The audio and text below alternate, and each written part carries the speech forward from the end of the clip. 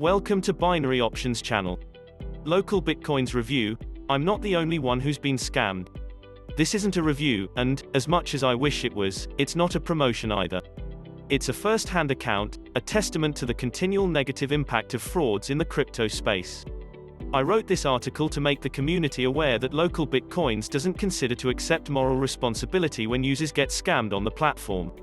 This is me presenting the facts of an unfortunate situation that left me almost $20,000 short, and my reputation damaged and loss in business due to delays. I rode the cryptocurrency wave during what I like to call the golden age. In a period marked by substantial price upswings and lots of FOMO, cryptocurrency, Bitcoin, announced itself to the world as the future of money.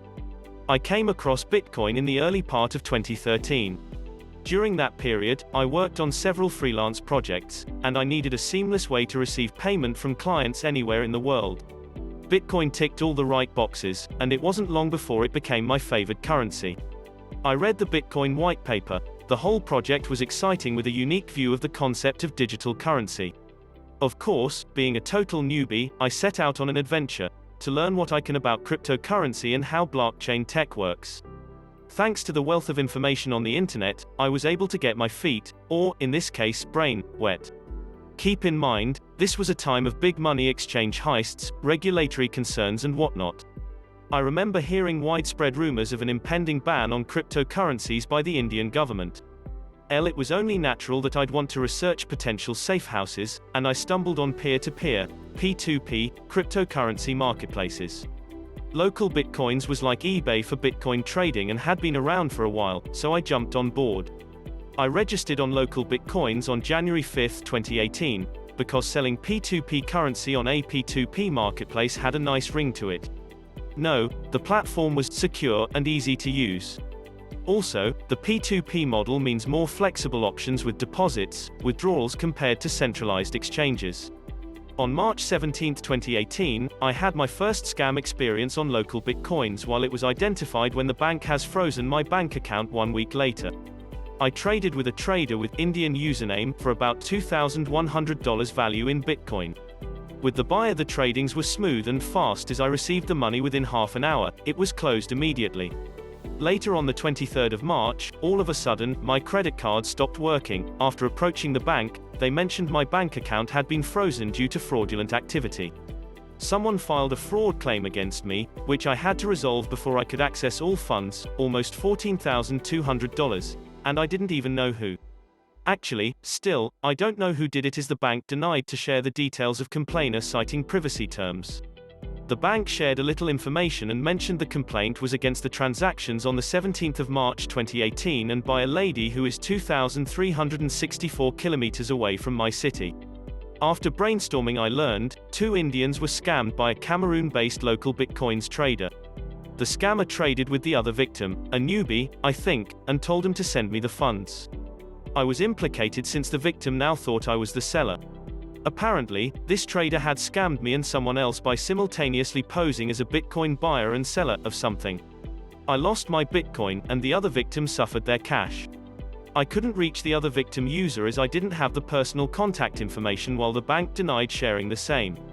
I still can't wrap my head around how they managed to pull this off, but I have an idea.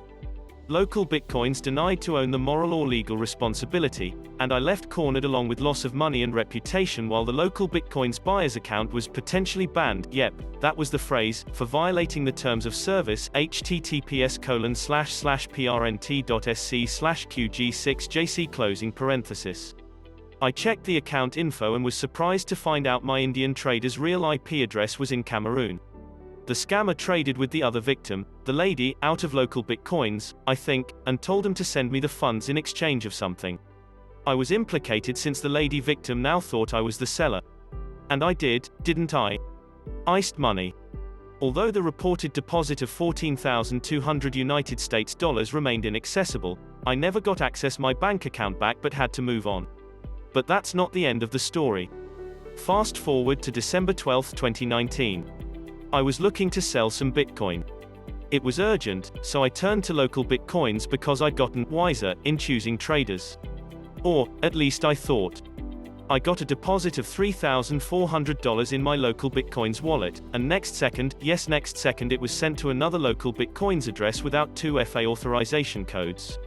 Is it possible to get 2FA code from app and submit on the website just within 1 second? My account has a strong password with 2FA enabled, so even I can't transfer to another wallet on LocalBitcoins unless I enter the correct code. I was wondering how it's possible when I didn't authorize the transaction. Of course, I reported the incident to LocalBitcoins support, and they got defensive. The team didn't respond to my messages, they're only blaming me and not owning up. I reached out to the CEO, directors, executives as well as fraud investigation specialists through LinkedIn. I got no response, just responses on tickets, which were blaming me for failing to secure my computer from malware. For context, I'm a computer engineer, a paranoid one at that, and I'm well aware of malware and computer security. Also, since my account security reads strong with two-factor authentication enabled. To clarify, there's absolutely no way I can transfer Bitcoin to another wallet without a 2FA code. I think so. I know for a fact that a code was never requested or sent. So, the only logical explanation is the transfer was an inside job, which isn't far-fetched considering what happened before. In April 2018, someone posing to be LocalBitcoins support sent me a support ticket concerning a buy offer I viewed. I checked the sender domain, localbitcoins.ws, and not .com. You might think it's nothing new, just like every other phishing email out there. But think about this. How did the sender get my email? How did they know I was a LocalBitcoins user? And how on earth did the sender know the details of my account? It doesn't add up. Sure, my email address could have been leaked in the past, but only LocalBitcoins could have known the remaining details. Users are at significant risk, KYC information could get public, just like the Binance KYC breach in August 2019. These guys are as shady as it gets. Bitcoin transactions are immutable, so what? One of the core concepts of decentralized ledger technology is immutability, by design, not error. You can't modify, or tamper with, a block once it's verified. Period. So, why is LocalBitcoins quick to cite, "We told you to be careful because once it's gone, it's not coming back"? Matter of fact, what does that have to do with anything? It's simple. P2P marketplaces seldom accept responsibility for any wrongdoing but rather deflect the blame to affected users. I imagine the burden of being held responsible for users' actions is too high for them to bear.